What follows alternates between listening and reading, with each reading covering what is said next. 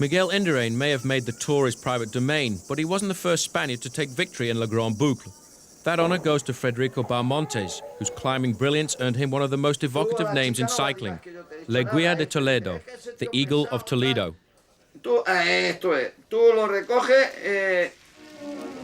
In 1959, Bahamontes' strength in the mountains destroyed the French greats Jacques Anquetil, Roger Rivière, Louison Bobet, and defending champion Charlie Gall of Luxembourg.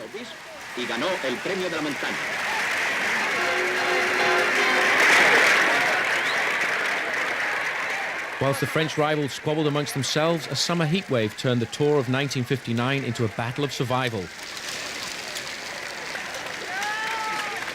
As the hard men perished in the heat, Bahamontes emerged as one of the toughest riders ever seen. It was so hot.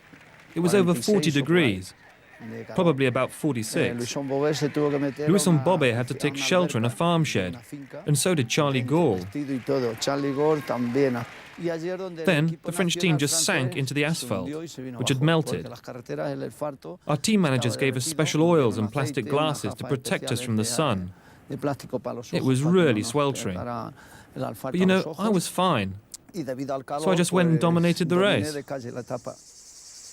Brought up on a farm in the flat, dusty olive groves in the Castilian town of Toledo, Federico Bahamontes practiced his climbing skills on the only slope out of town.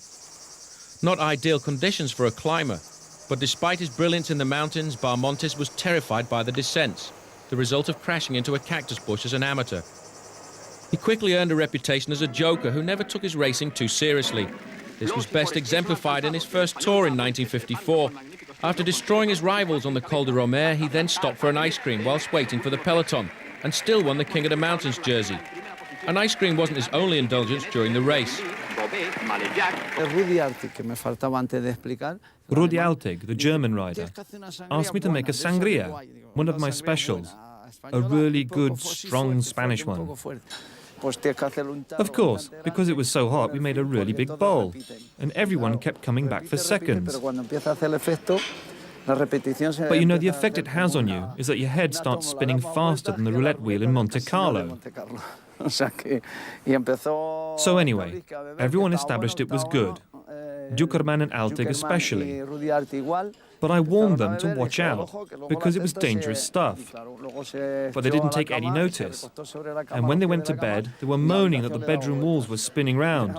They thought the ceiling was going to fall on their heads.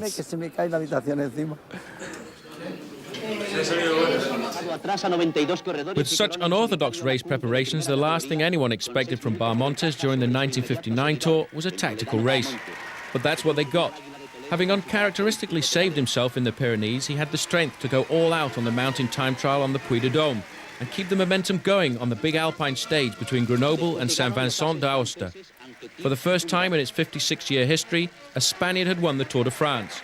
The Eagle had triumphed in the most grueling of conditions. It was much harder then. For instance, when it rained, the seat of the bike used to go so stiff that we had to soften it up with butter. Otherwise, it would have been like sitting here, on this rock.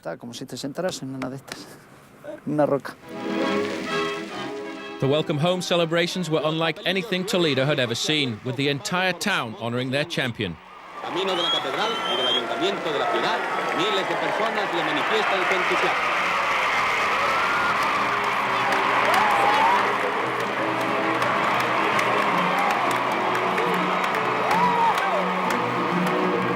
The street party lasted for a week, and every household brought out its China Eagle, dusted it, and gave it pride of place on the mantelpiece, where in many cases it still sits.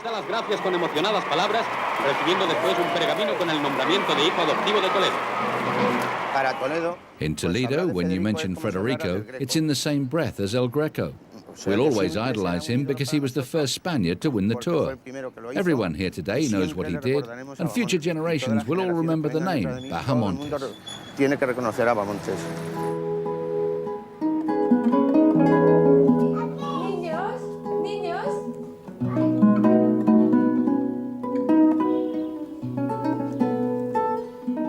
The Eagle of Toledo never won the Giro d'Italia or the Vuelta a España, but between 1954 and 1964 he was king of the mountains in the Tour 6 times. Then in 1965 he retired and went back to settle down in his adoring hometown. Bahamontes lives in a square named in his honor. And above a shop, also bearing his name, selling bicycles. Now 67, Bahamontes is chief organizer and fundraiser for the local cycling race, the Vuelta a Toledo, and manages a team of young amateurs. But his exploits in the mountains almost 40 years ago will never be forgotten, and he has some strong advice for any prospective champion. This is where I keep the memories of my greatest moments. And of course, the most important treasure of them all is the yellow jersey, which I won in 1959. And I'd recommend any cyclist to go for that. Go for victory in the Tour de France, because that is the greatest joy that you could possibly achieve.